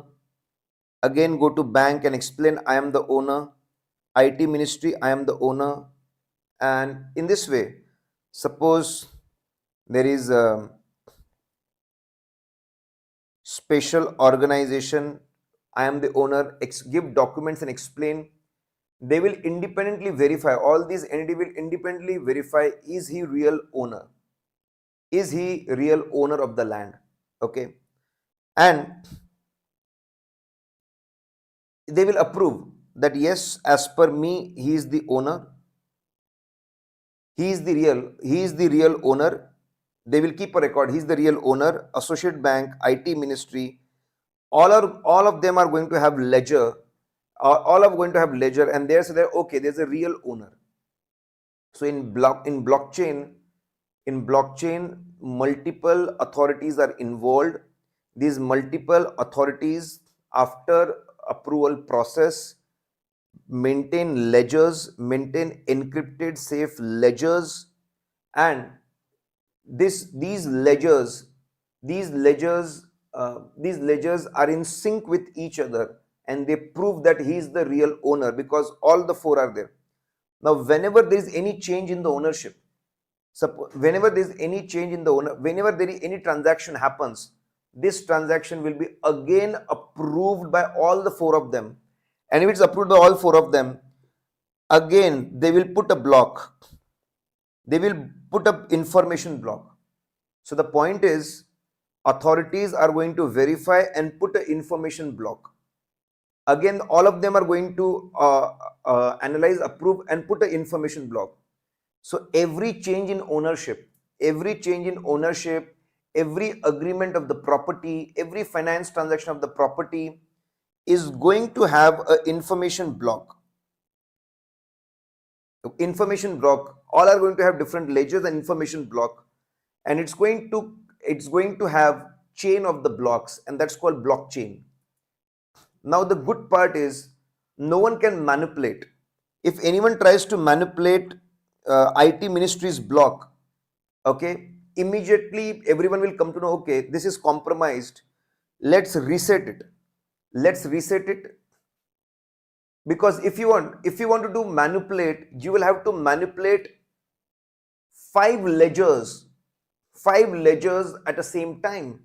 That's impossible. It's very difficult. It's very, very difficult. Okay. So the very simple thing, once again guys, multiple authorities are involved. Every transaction information is verified, and a block of the information is added to the encrypted ledger. For every chain, block is created, and all these blocks conform to each other, if even a single block is changed, a error message, a problem message will be there. It is impossible to do manipulation, and that's called a blockchain technology. So you simply explain that multiple authorities decentralization, every transaction is validated by the participants and a block is added, no unauthorized modification can take place, and this so authorized data, this can be used for ownership of the land, ownership of anything, or for trade. It can be used in variety of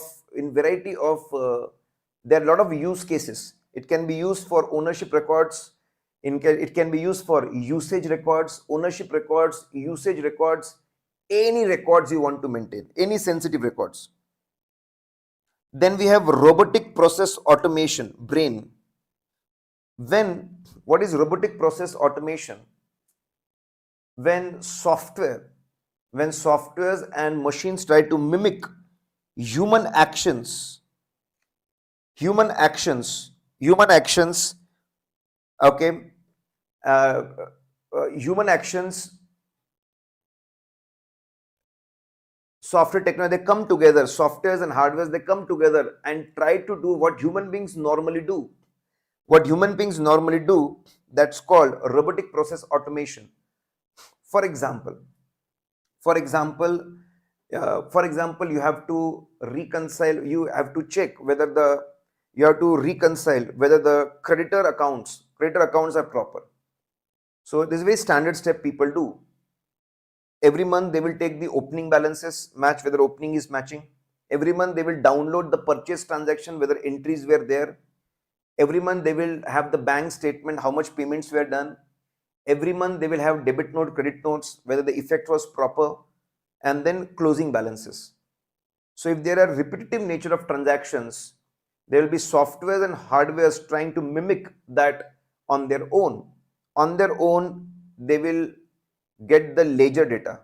Then they will check opening balances from the previous month or year. They will check purchase entries from the purchase book. They will check payments from the bank statements. They will download bank statement and check that. They will download the debit note, credit note database and check that. They will automatically do the balancing, check that. They will ask for the confirmation and match it. So when they try to mimic the steps and actions which generally human beings do, okay, and from this only we have bots.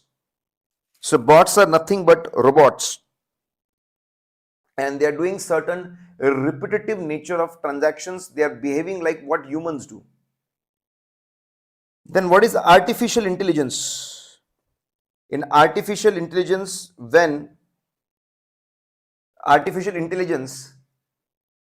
when machines think like what humans think, when machines and softwares get ability to think like human beings, that's called artificial intelligence.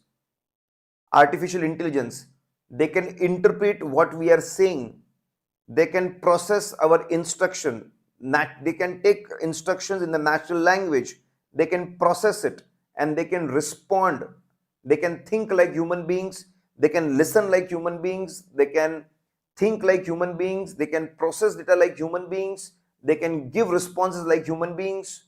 That's called artificial intelligence. Internet of Things, I've already explained. Lot of devices are going to get connected to each other with the help of IoT system. Appliances, phones, appliances, machines, they're going to talk to each other and generate a lot of data, do a lot of work. That is IoT. What is NFT? Non-fungible token. What is that? There can be digital assets. There can be digital assets like photographs, videos, or any file. And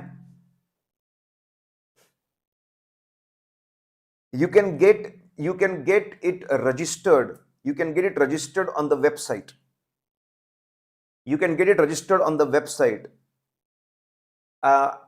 And you can create the ownership documents with the help of blockchain. Now people can go and buy buy ownership of these videos and photographs. People can go and buy ownership of these videos and photographs. Then they can display it on their websites and social media. They are proud owners of certain videos, photographs, files. Okay, and this happens with the help of token. Every video or photograph or file, when it is registered, it is giving a unique token, and you can claim the ownership. See, like someone is a big Dhoni fan, you'll see a lot of photographs and signed documents to show people that you are such a big Dhoni fan. This is your thought process, this is your status. On the same lines, you can buy a lot of original photographs, original videos and files of Dhoni, and you can display it on your website and social media everywhere. They are called NFTs. So digital files will get, registration will happen, they will get the token, people can buy them. Blockchain technology will be used to maintain the ownership records. You can display it everywhere, you can sell it later on. So guys, that's called NFT. So these are the tools which can be used in audit in future. These are the examples, and simply explain in 1 or 2 lines, guys.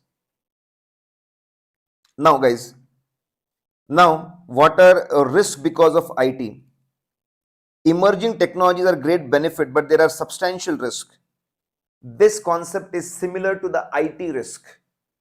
This is very common from the old course. We have IT risk. We have studied about the IT risk. Very, very similar to IT risk. Simply use that concept, IT risk.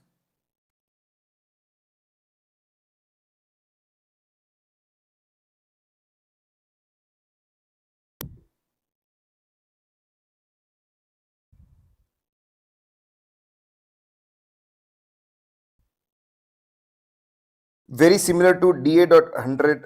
Okay. Very similar, guys. Just remember one thing, explain. So, if you talk about IT risk, the biggest is law. There are a lot of laws for the IT nowadays. What kind of systems, hardware, softwares, what will be the penalties for the breaches, chances that regulatory requirement not fulfilled, and because of that, there is a penalties, monetary penalties, disruption. That is because of law. There is a risk that there is a non-compliance of law, rules, and regulation. Then below law comes system. Okay, below law comes system. There are chances that systems are not getting integrated. They are not compatible with each other. The problem that they are not getting scaled up. Capacity of the users is not able to increase. There is unauthorized changes to the operating software, IT applications, or master files which are used again. For example, loan file is a master file used again, or regular updation is not done. So chances that law is not complied with, and because of that, a lot of penalties and issues are happening. That is law related risk. Okay, in IT, there's a non-compliance of IT laws. That is a risk. Then systems are not integrating, compatible, not scaling up. That is a risk.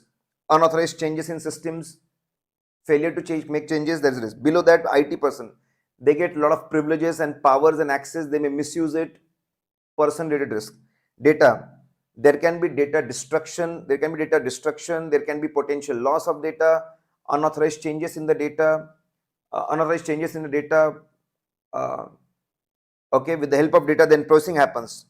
Chances that you are processing inaccurate data, wrong processing is happening, interventions are happening, systems are down. So guys, if you can remember this, you can replicate the same.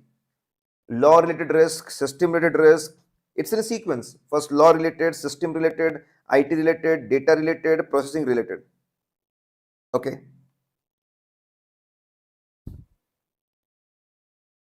Then emerging technologies, guys. So they're talking about 4 emerging technologies. Drone. Now, when you use drone technology in audit, there's a drone technology. All of you are aware about drone. So drone are flying devices with sophisticated cameras, speakers, and mic. They're called drone, and you can definitely use in audit. It can be used for inventory, inventory verification, fixed asset verification, okay, premises verification. It can be used. That is drone technologies. Then we have, so you are sitting at one place and having visuals of the other place with the help of drones. That is drone technology. Okay. Then augmented reality means you are wearing some devices and you are looking at the actual things, real things, and while looking at it, that is Apple provision.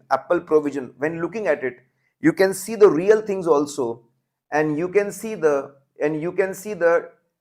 technology things, electronic things also along with that. For example, you are looking at P&L, and moment you look at sales, technology will tell you what were the sales of previous 3 years, what was the average sales, what was the growth.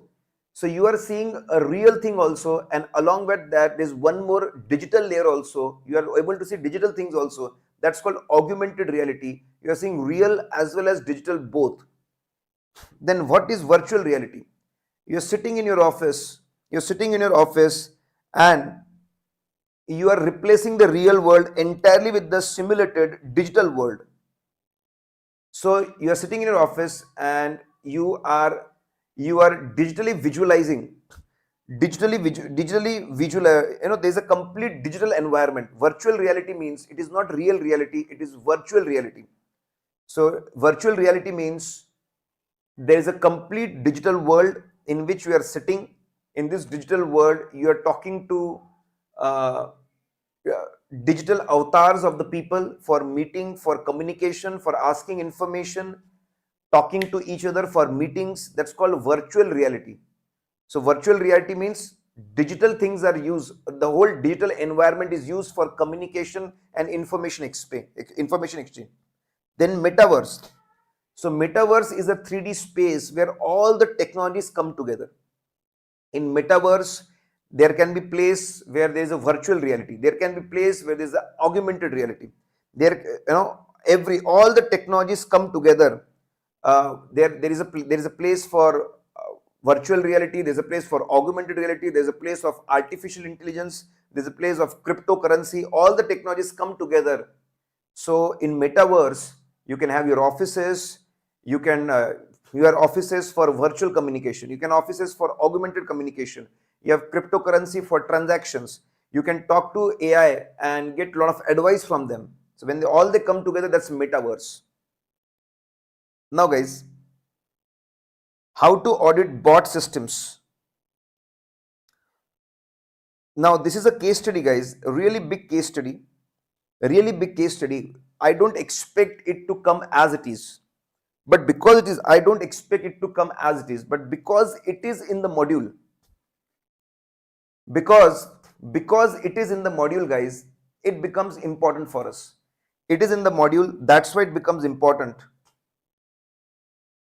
Let's see guys, we'll finish it off quickly today itself, right now.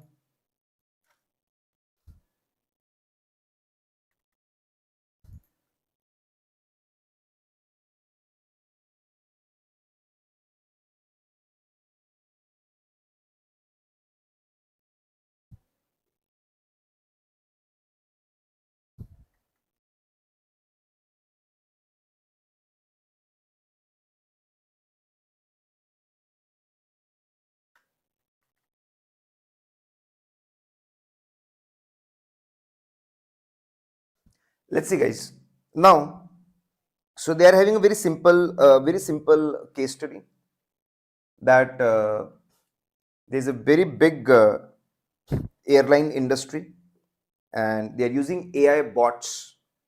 So bot is a software, is a robotic software which behave like human beings, works like human beings, and it is additionally having AI which makes bot much better.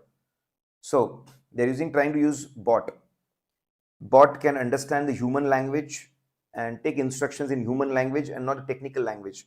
natural language processing, it can handle the queries, it can do the booking process, it can talk to the booking system, and it can keep communicating with communicating with people and integrate with the booking system and ensure the booking is done. It can communicate, take and give information with booking system, give information, make changes in the booking system, make transaction in the booking system. It can process payments, it can confirm tickets, it can make changes, upgrades, scheduling, post booking support. Everything is, bots are there. And the question is how to audit about bot based system. How to audit? How to audit about bot based system? Okay. So first thing they say that there should be audit preparation. We need to clearly define our objectives, that we want to know whether this bot is working properly. Is it really working properly? We need to define the objectives, that okay, is it understanding the instruction? Is it giving the proper information? Can it do proper booking? Can it really process the payments? Can it really make the changes? Okay, we need to define our goals and objectives. What we want to check, and we need to understand what are related law, rules, regulations, and standards. We need to ensure their compliance also. So first is I will say that audit objectives. First, you clearly define objectives, goals, scope. Clearly define that these are objective. This is what we are going to check in compliance. Go for risk assessment. For risk assessment, we collect a lot of information. Go understand law, rules, regulations, system design, softwares, hardwares which are being used. Okay.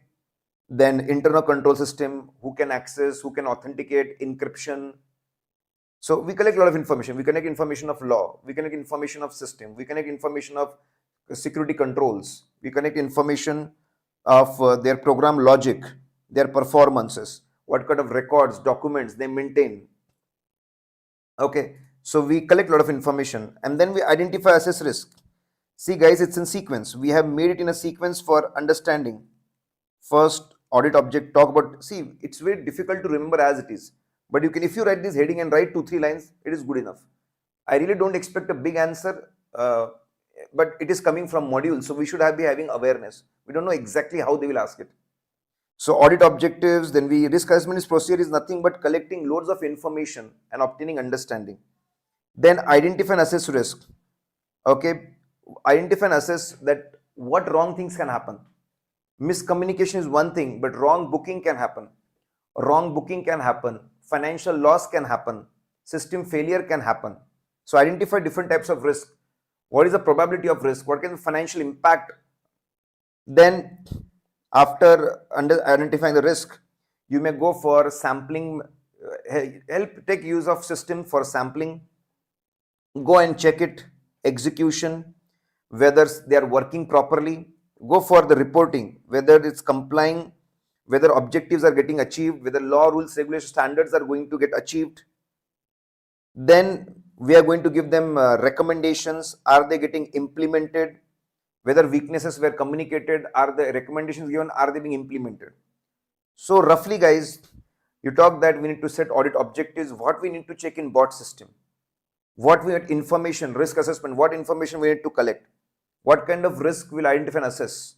Then we are going to do sampling, then we are going to perform audit procedures, we are going to collect evidence, then we are going to make conclusions, then we are going to make recommendations and check its implementation.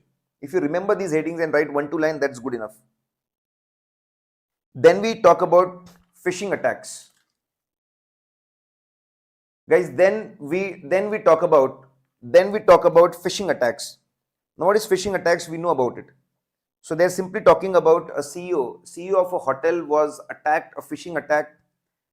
He clicked some link and suddenly crores of rupees have been withdrawn from the account of hotel. Okay, so discuss about it. Simply discuss about it. There is no specific question. Simply discuss about it.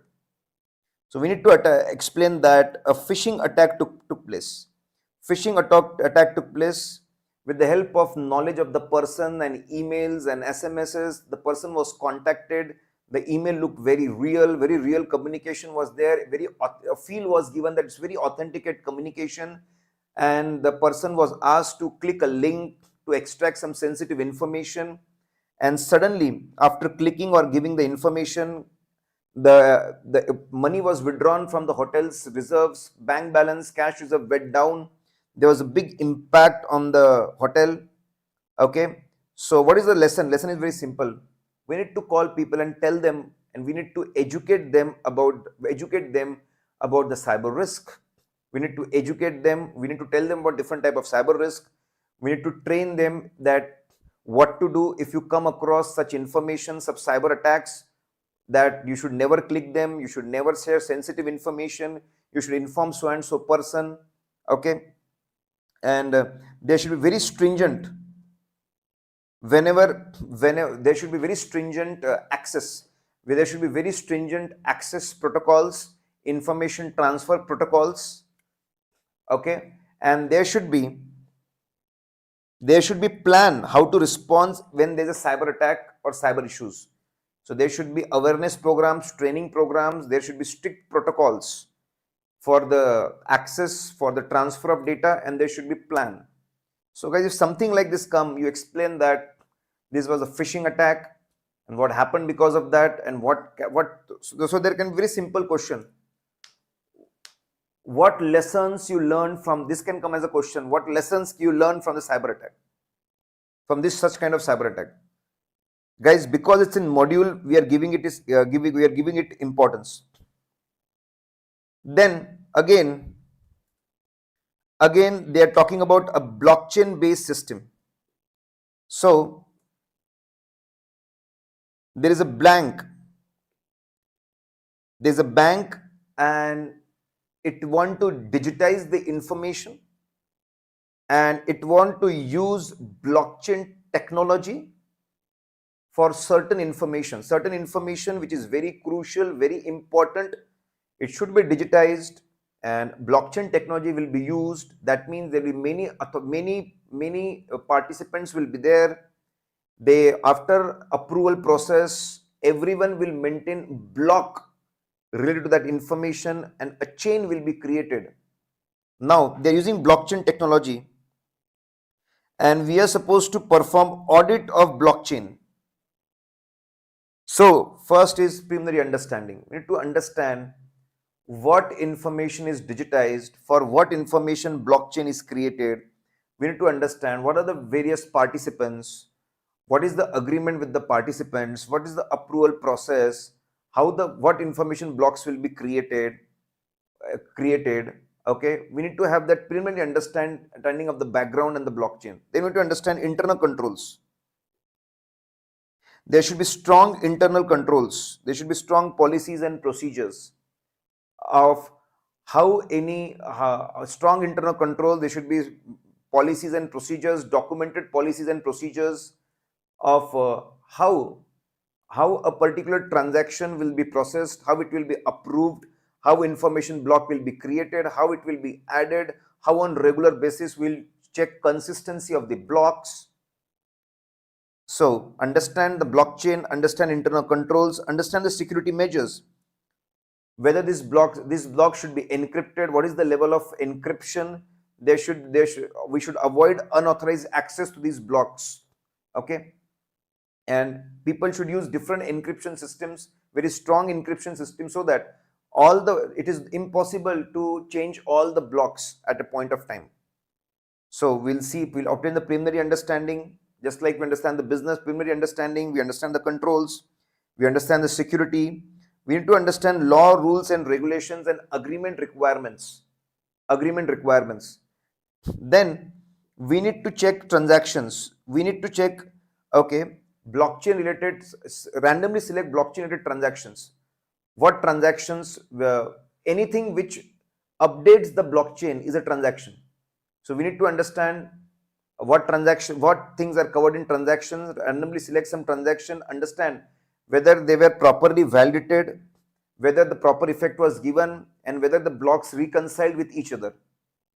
Then BCP, what if disaster happens? What if loss of, how business continuity will be there, disaster recovery planning will be there. And then recording and recommendation. Guys, we cannot afford, this is not in the main module. They have discussed the case. Understanding the blockchain system, understanding internal controls, understanding security, understanding legal requirements, then going and reviewing, selecting transactions, checking them. If it's good, what is the recovery plan, reporting and recommendation. Okay. RPA, robotic process automation, and is what is it? And it's benefits of using RPA in hiring process. In hiring process, benefits of using hiring of RPA in hiring process. Let's understand, guys. So example, simply example, that system will automatically put advertisements on the websites, on the social, on websites, LinkedIn, Instagram, YouTube, automatically.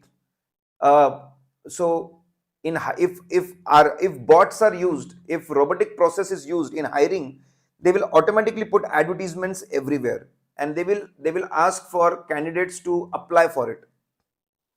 Automatically they all will be redirected to a career site, okay, where there will be a form they have to fill up.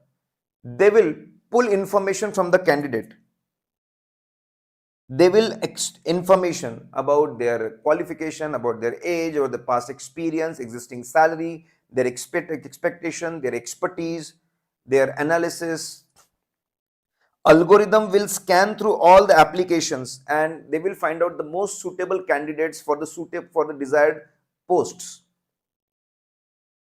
Then selected candidates will be asked to play online games, online, lot of evaluation, intelligence evaluation, patience evaluation, ethics evaluation. Okay, lot of evaluations will be done online. Certain percent of those applications will be called for video interview.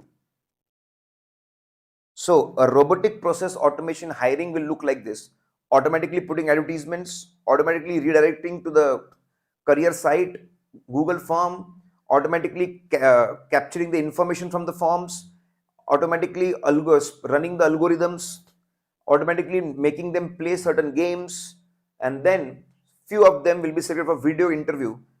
You will get quality candidates, best candidates, good candidates in less time. It will save loads of time of HR.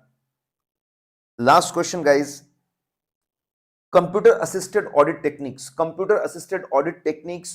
When you use computers for the audit, that's called CAT. What kind of advantages will run from CAT? See elder, you will understand what kind of benefit. Okay, you can use computer systems for audit. You can use for verifying calculations. They may recompute things and help you in calculations. They may help you with data completeness. They may match one file with 10 different files and tell you whether the data is complete. They may help you in identifying unusual, exceptional things. They may help you to identify the error. They may match the account numbers, customer numbers, and tell you where things are wrong, errors.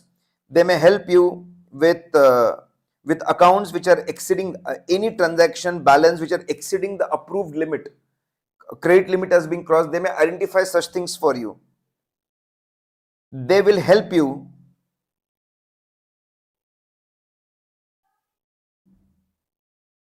with duplicate payments. They will quickly identify this payment, same set of documents were used for two payments. Duplicate payments can be identified. They are going to help you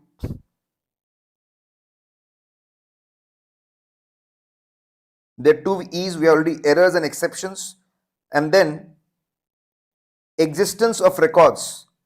Existence of records. Identify fields which have null values. For example, invoices do not have vendor name.